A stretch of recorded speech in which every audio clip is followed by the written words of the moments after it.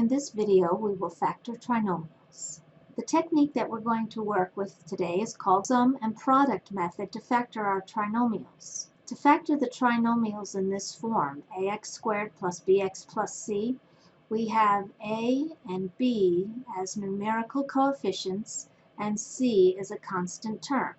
Sometimes a is going to be worth +1, and sometimes we'll have some other values there. In step 1, we're going to find two integers that have a product equal to a times c, so we'll be multiplying the coefficients a and c, and the sum comes from the value of b.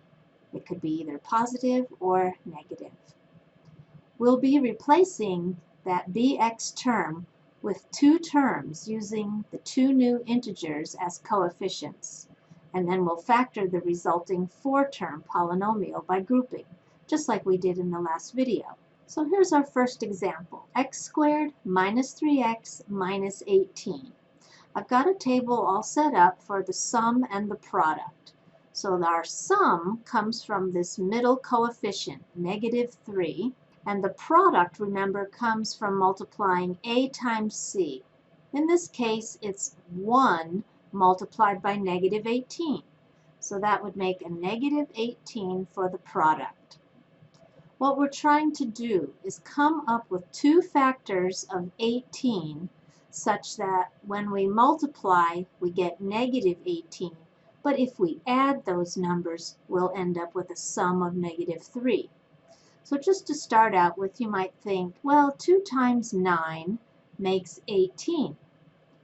We need to make -18. So either 2 would have to be negative or 9 would have to be negative. But keep in mind, when we're adding those numbers, we have to make something negative. So I would say that the larger number would be the negative. 2 times -9 does match -18. But if I add 2 with -9, that's going to make -7. That does not match the sum we need. So we need to try some other factors. So what else would make 18? Let's see. 3 times 6 makes 18. And if we use a -6, 3 times -6 will match -18. And then 3 added to -6 makes a sum of -3. Notice how that sum is a match for the sum we need, and our product is a match for the product we need. So what this tells us is the factors of +3 and -6 are going to replace the middle term in our original trinomial. So we really are going to work with x squared plus 3x minus 6x minus 18. So notice that I replaced the middle term with the factors from our table. Notice we have 4 terms. We're ready to group. So here are the two groups. Looking just at the first group, I can see that they both have x in common. And that leaves x plus 3. So what we learned about grouping is that our other quantities should also be x plus 3. So working backwards with distributing, x times how much would match -6x? It looks like -6 is needed. Is 3 times -6 a match for -18? It is. So our final factoring would be that common factor of x plus 3 multiplied by that other factor formed when I join x and -6. So x minus 6. Here is our factored answer. In the next example, we're starting with 2x squared minus 17x plus 21. So here's the strategy written again in case you need to check back. We're filling in a sum coming from -17. And the product is 2 times 21, and that would be +42. So a lot of us think of 6 times 7 as factors of 42. 6 plus 7 makes 13. So that's a little bit too small, and the sign isn't correct either. So one quick way to check that sign or fix it would be to make -6 times -7, and that also makes positive 42. But then when I add those negative numbers together, that fixes the sign to be a -13. So I'm a little bit closer to -17, but not quite there. So that means I need to choose some numbers that are a little farther apart. I see that it's an even number, so maybe -2 times negative something else would work. So 42 divided by 2 would be 21. Is -2 added to -21 going to help? That makes -23. So now that's a little bit too far. So maybe -3 times something would be helpful. 42 divided by 3 would make 14. Is -3 added to -14 a match for what we're looking for? And it is. That works. So I know to replace the middle term with -3x and -14x. So 2x squared minus 3x minus 14x plus 21. So we're ready to group. We have our 4 terms. In the first group, we have x in common with 2x minus 3 left over. That means our other quantity must have 2x minus 3 in common. So 2x times something needs to match -14x. That would be a -7. And check the last term. Is -3 times -7 a match for 21? That looks good. So we can see our common factor is the quantity of 2x minus 3. And the other factor is found by joining x with -7. So we have x minus 7 for that other factor.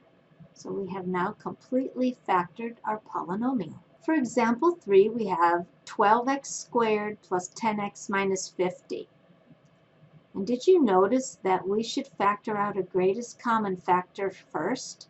Because 12, 10, and 50 are all even numbers. That means they have at least 2 in common. So I'll start by factoring out 2.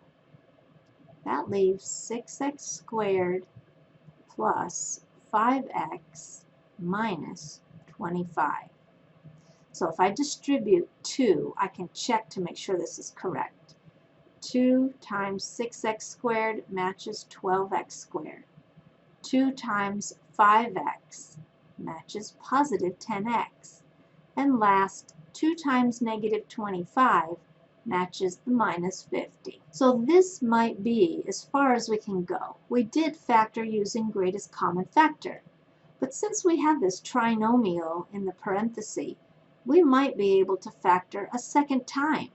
So from the center here, this coefficient of +5 will tell us the sum we're looking for, +5, and 6 times -25 would give us the product. So I know that's going to be -150. Since it ends with a 0, 10 times something might be a good place to start. And don't worry if your first guess is not correct. It will help us to make a better guess the second try. So 10 times 15 would make 150. And one of these factors must be a negative number. If I choose 10 to be negative, then -10 plus 15 equals +5.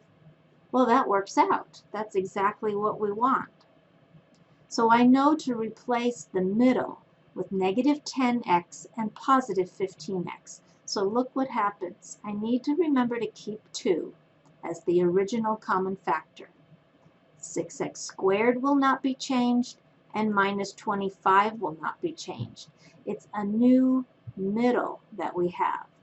So right from the table, I'm going to start with -10x. Next, I'll include +15x. So notice we've included the variable that the original middle term had.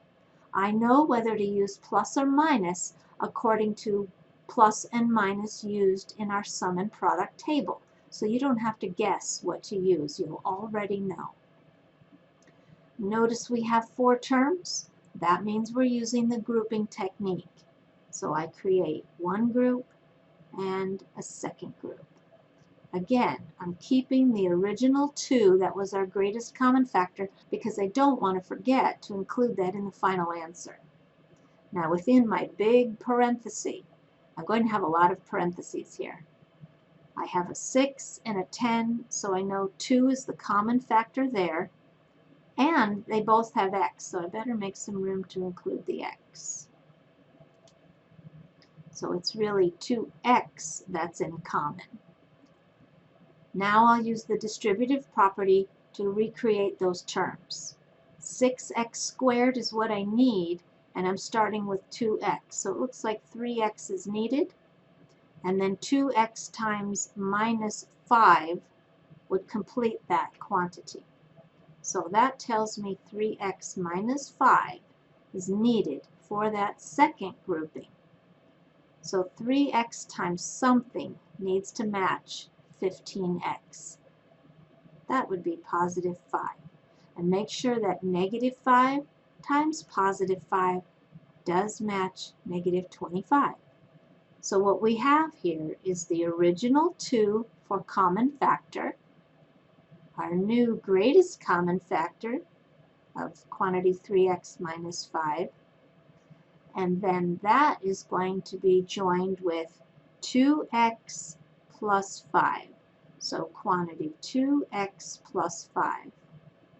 And now we have our completely factored answer. So we'll try another one like that last one because it is a little more complicated. 18y cubed plus 6y squared plus 2y. So notice that 18, 6, and 2 are all divisible by at least 2.